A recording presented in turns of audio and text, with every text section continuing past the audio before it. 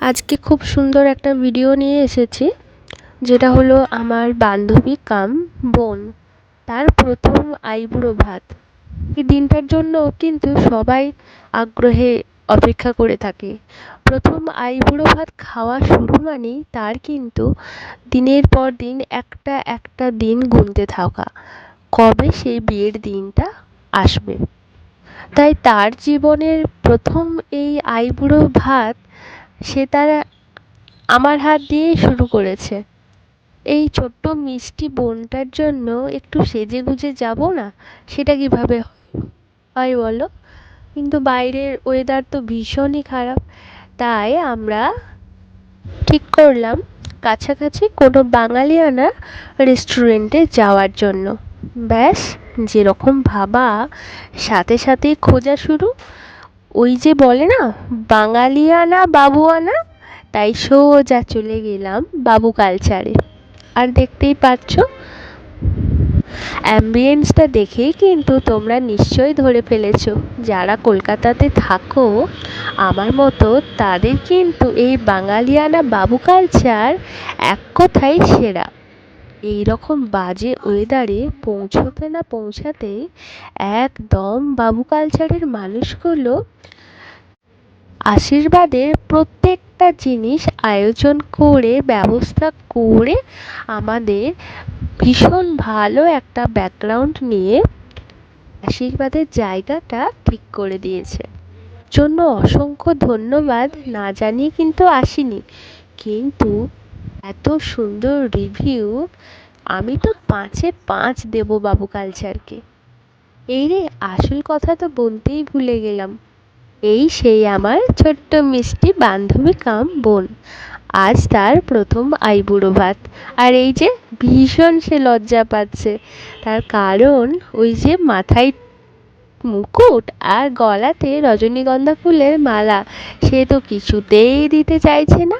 কিন্তু প্রথম আইবুড়ো ভাত খাওয়ানো হলে প্রথম তো এটা নিতেই হবে আশীর্বাদের স্বরূপ। তাই লাস্টে বলেই ফেলে, তোমাদের যেটা ভালোবেসে মনে হবে দিদি, তোমরা কিন্তু সেটাই করো। ব্যাস, আর আমাদের আটকাই কে? তাই আমরা দুজন মিলে ওর আইবুড়ো ভাতের আয়োজন করতে, দুজন মিলে আস্তে আস্তে ওর আশীর্বাদের নিয়মগুলো সেরে ফেললাম। আর তাকে প্রচুর আশীর্বাদ করলাম যেন যে দিনটা আসছে সেটা ভীষণ ভালোভাবে কেটে যাক, আর দিনটা যেন অবশ্যই শুভ হয়।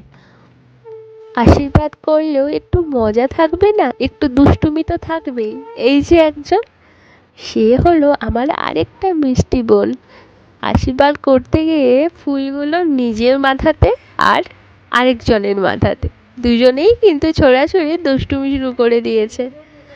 আর এদিকে আমি পড়ে গেছি বড় দিদি হয়ে, ছোট্ট মিষ্টি বোনটাকে আশীর্বাদ করলাম একদম মন ভরে।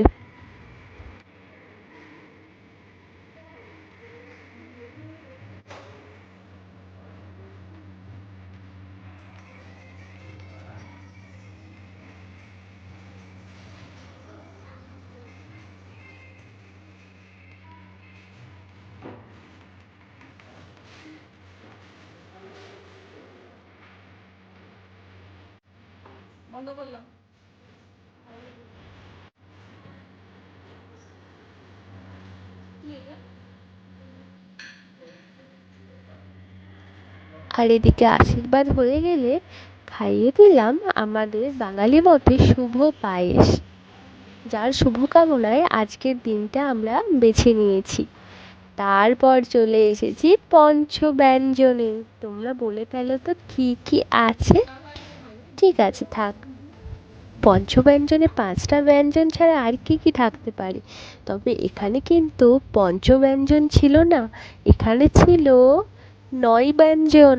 9টা বা 9 রকম ব্যঞ্জন দিয়ে তার আইবুড়ো ভাতের আয়োজন করা হয়েছিল।